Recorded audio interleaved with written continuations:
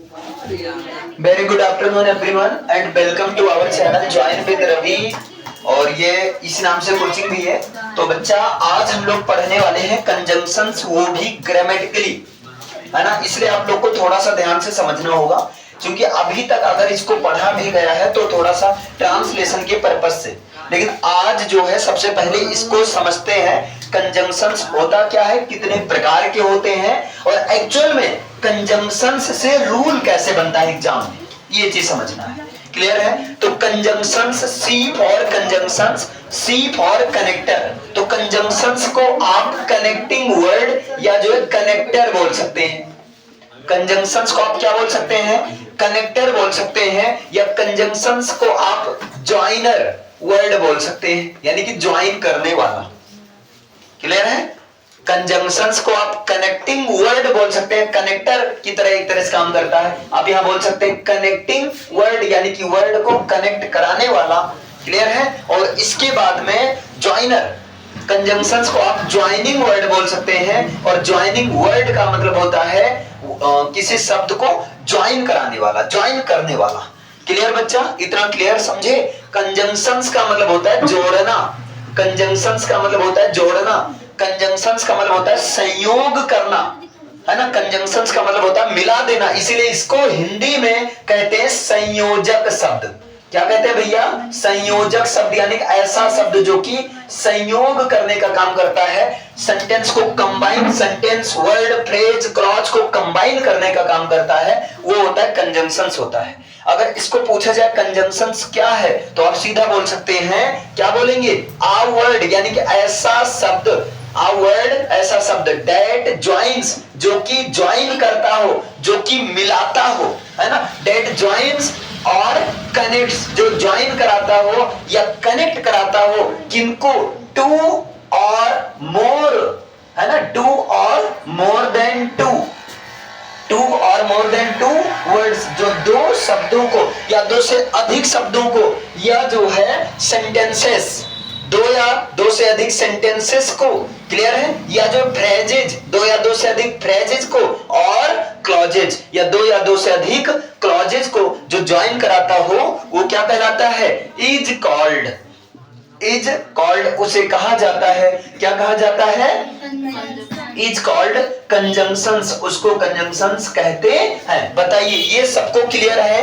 Conjunctions क्या है? तो आपको सीधा बोलना, कंजंक्शंस का हिंदी नाम जो होता है संयोजक शब्द होता है। कंजंक्शंस का हिंदी नाम क्या होता है? संयोजक शब्द होता है। कंजंक्शंस को और क्या कहते हैं? कनेक्टिंग वर्ड कहते हैं, या ज्वाइनिंग वर्ड कहते हैं। क्यों?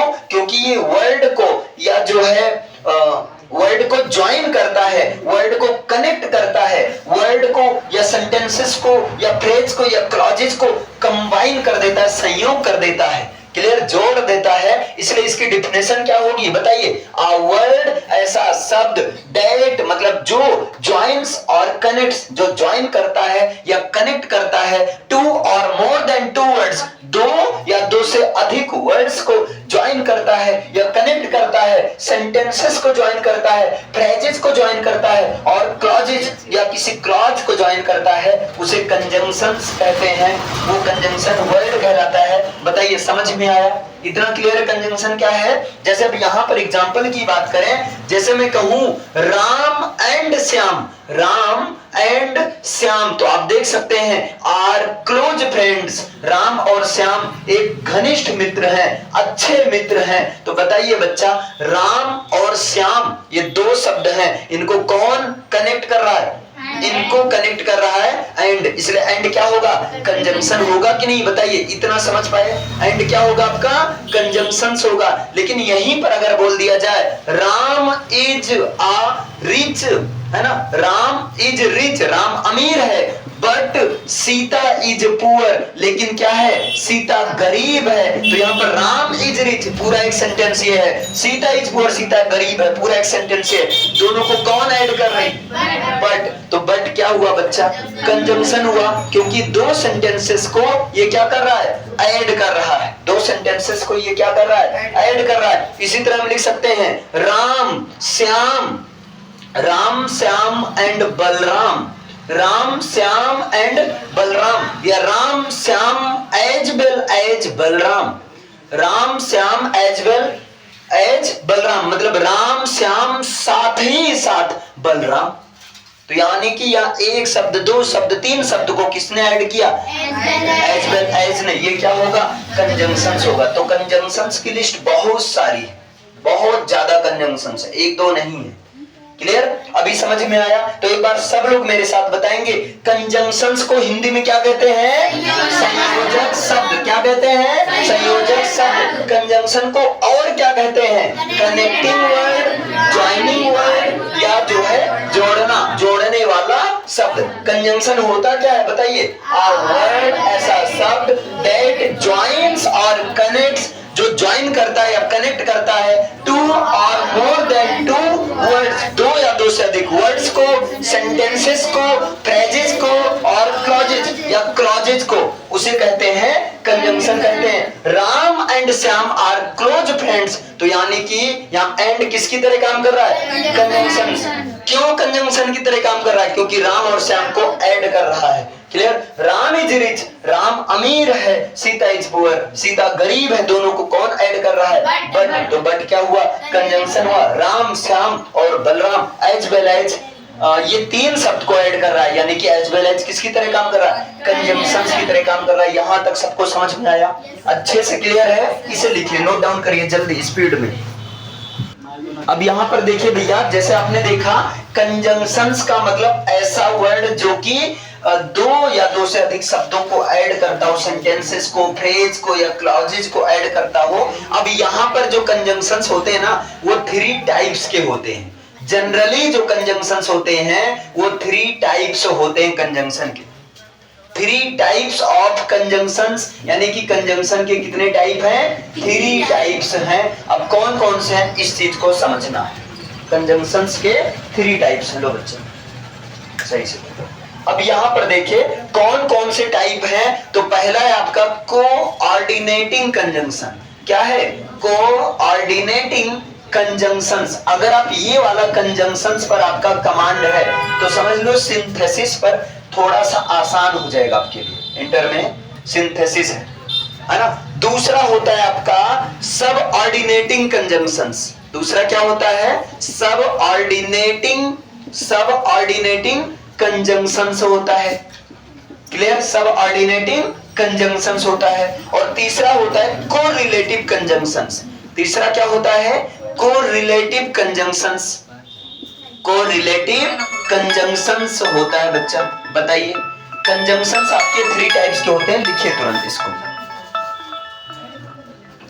अब यहां पर आपने देखा कि कंजंक्शन तीन प्रकार के होते हैं, कोऑर्डिनेटिंग कंजंक्शंस, सबऑर्डिनेटिंग कंजंक्शंस और कोरिलेटिव कंजंक्शंस। तो इसको ऐसे समझो, ऐसे कंजंक्शंस जो कि स्पेशली जनरली जो है जोड़ने का काम करते हैं, क्लियर है, वो होते हैं कोऑर्डिनेटिंग कंजंक्शंस।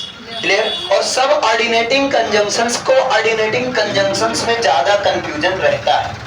क्लियर है? तो कोऑर्डिनेटिंग कंजंक्शंस में क्या होता है? दो, है ना, स्वतंत्र वाक्य को, दो प्रिंसिपल सेंटेंस को, यानी कि दो स्वतंत्र, यानी कि फ्री, दो स्वतंत्र सेंटेंस को जोड़ने के लिए इसका यूज किया जाता है। को जो है जोड़ने के लिए इसका यूज किया जाता है कोऑर्डिनेटिंग कंजंक्शंस। इसको समझने के लिए मैं एक उपाय बता दे रहा हूं, आप याद कर लो। दो कोऑर्डिनेटिंग कंजंक्शंस को जोड़ने के लिए यूज किया जाता है और इसका ये उपाय है कि जितने भी बॉयज थे ना, जितने भी कौन थे? बॉयज थे, सारे के सारे बॉयज ठंडी में भी फैन के नीचे बैठ गए, उनका दिमाग खराब था। क्लियर है? तो फैन बॉयज क्या हो जाएगा? Fan boys. ये कोऑर्डिनेटिंग कंजंक्शंस के एग्जांपल हैं, यानी कि फॉर है और यहाँ फॉर का मतलब क्योंकि से निकलेगा, ध्यान देना।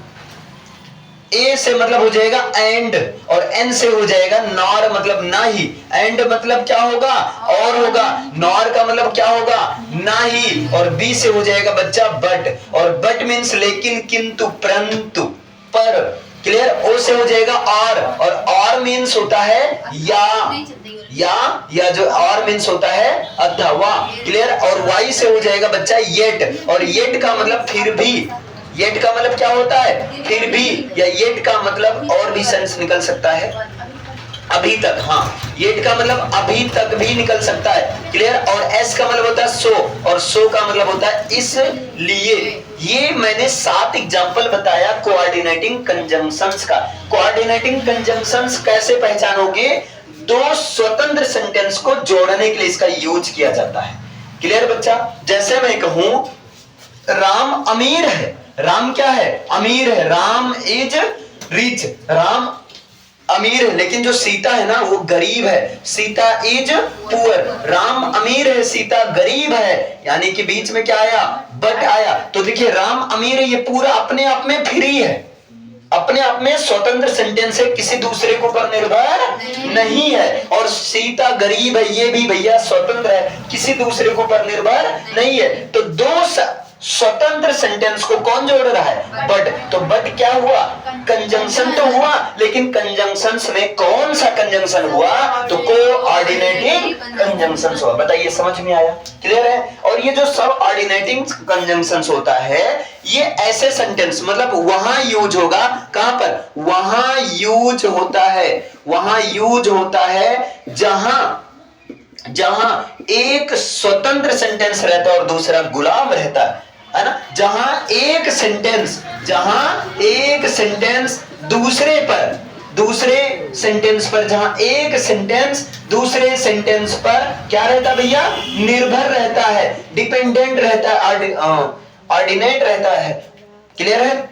निर्भर रहता है, वहां पर यूज होता है। जैसे अगर मैं कहूं मैं तुम्हें चाय पिलाऊंगा, मैं तुम्हें चाय पिलाऊंगा यदि मेरे घर आओगे, मैंने कंडीशन लगाया है ना। मैंने क्या कंडीशन लगाया बच्चा? कि मैं तुम्हें चाय पिलाऊंगा यदि तुम मेरे घर आओगे। तो यहां पर देखते हैं, इसका एग्जांपल यहां पर बता देते हैं। ओके, मैं तुम्हें चाय पिलाऊंगा यदि तुम मेरे घर आओगे। तो देखिए मैं तुम्हें चाय पिलाऊंगा, देखिए यहां यदि तुम मेरे घर आओगे तो मैं तुम्हें चाय पिलाऊंगा। अगर मैं कहूं यदि तुम मेरे घर आओगे तो, और मैं चुप हो जाऊं, तो तुम पूछोगे तो सर आगे कौन बताएगा? आगे कौन बताएगा?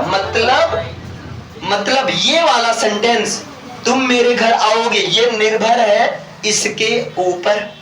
तो यहां पर क्या है? यदि तुम मेरे घर आओगे तो मैं तुम्हें चाय पिलाऊंगा, या मैं तुम्हें चाय पिलाऊंगा अगर तुम मेरे घर आओगे तो ऐसा। तो इसका क्या हो जाएगा बताइए? I will serve tea, I will serve tea मतलब मैं चाय दूंगा। आई विल सर्व यू, मैं तुम्हें दूंगा, मैं तुम्हें सर्व करूंगा tea, I will serve you tea, मैं तुम्हें चाय पिलाऊंगा। लेकिन कंडीशन क्या है? अगर मेरे घर आओगे। तो एक प्रकार से ये जो यदि है, अगर ये दो सेंटेंस को जोड़ रहा है कि नहीं? दो सेंटेंस को जोड़ रहा है। तो आप कहोगे इफ यदि तुम मेरे घर आओगे, तो इफ आगे मैं यहां लिख दे रहा हूं, if you will come to my home, यदि तुम मेरे घर आओगे। तो यहां पर बताइए इफ क्या दो सेंटेंस को जोड़ रहा है कि नहीं? यानी कि इफ क्या है? कंजंक्शंस है। इफ क्या है? कंजंक्शंस है। अभी तक इतना सबको पता था, लेकिन अब आप लोग बताओ इफ है सबऑर्डिनेटिंग कंजंक्शंस। अंदर में घुसकर बताओ, है ना? अंदर में घुसकर बताओ। हाँ, मुन्नू लाल प्रधान रामू प्रसाद के बेटा हुआ है, लेकिन तीसरे नंबर वाला है, क्लियर है? यानी कि अंदर तक समझो। तो सिंपल सा यहां पर इफ कंजंक्शंस तो है, लेकिन कौन सा कंजंक्शन है? दूसरे नंबर वाला, यानी कि सबऑर्डिनेटिंग कंजंक्शंस है। समझ में आया? और भैया अगला जो आता है आपका कोरिलेटिव कंजंक्शंस।